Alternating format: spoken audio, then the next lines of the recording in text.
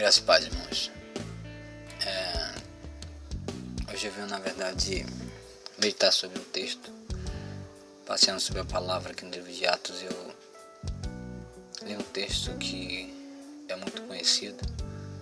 Eu gostaria de compartilhar. Se vocês puderem tomar posse de uma Bíblia, livro de Atos, capítulo 4, uma reflexão breve e rápida.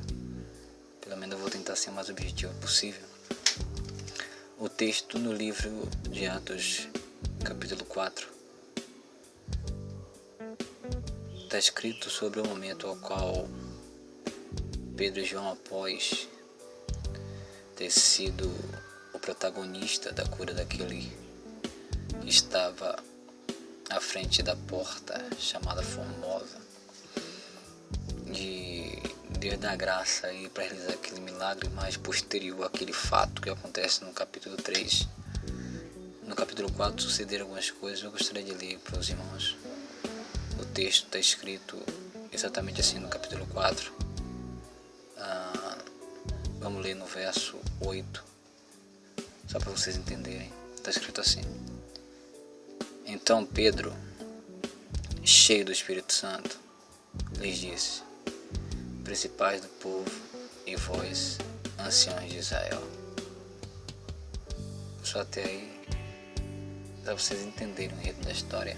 Se vocês continuarem lendo, você vê que é Pedro, na verdade, explicando ao povo por estarem atônito por aquele feito, e Pedro, ele direciona toda a glória a Jesus.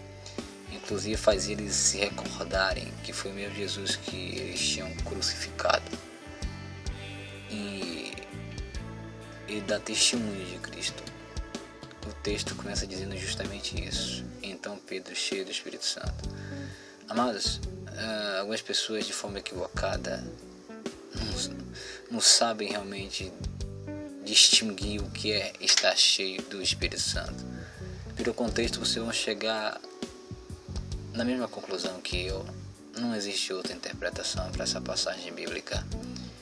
Se você for continuar lendo, você vai ver que no versículo 17 do capítulo 4, diz que os anciões, os principais dos sacerdotes, inclusive o sumo sacerdote, Anás, foi um dos que se ajuntou para persuadir Pedro e João para aquele feito. E perguntaram, indagaram em nome de quem e com que autoridade se viram tal fato.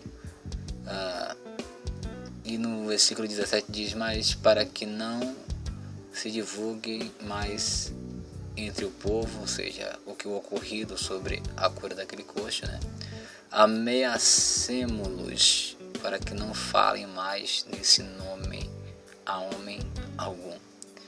Mas esse versículo 17 entra em acordo com o 21, que diz: Mas eles ainda os ameaçaram mais, e não achando motivo para os castigar, deixaram-nos ir por causa do povo, porque todos glorificavam a Deus pelo que acontecera.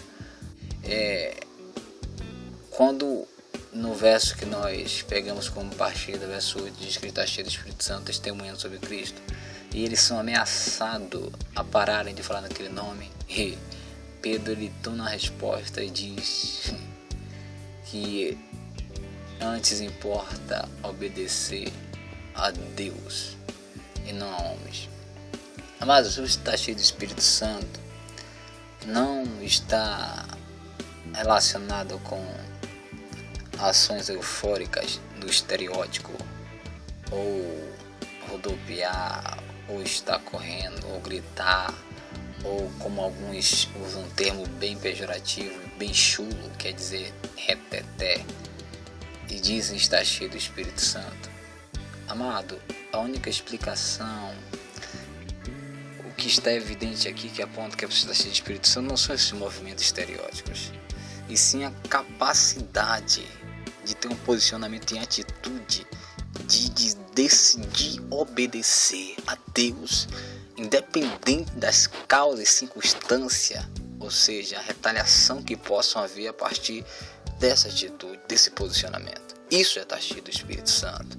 No verso 8 é o norte, é o ponto de partida para a gente entender Pedro testemunhando o feito e direcionando o feito, a glória única e exclusivamente de Jesus. E mesmo sendo ameaçado para parar de pregar, de estar divulgando esse nome, ele toma um posicionamento e diz: meu amigo, não tem como eu parar de falar nesse nome. Isso é estar cheio do Espírito Santo.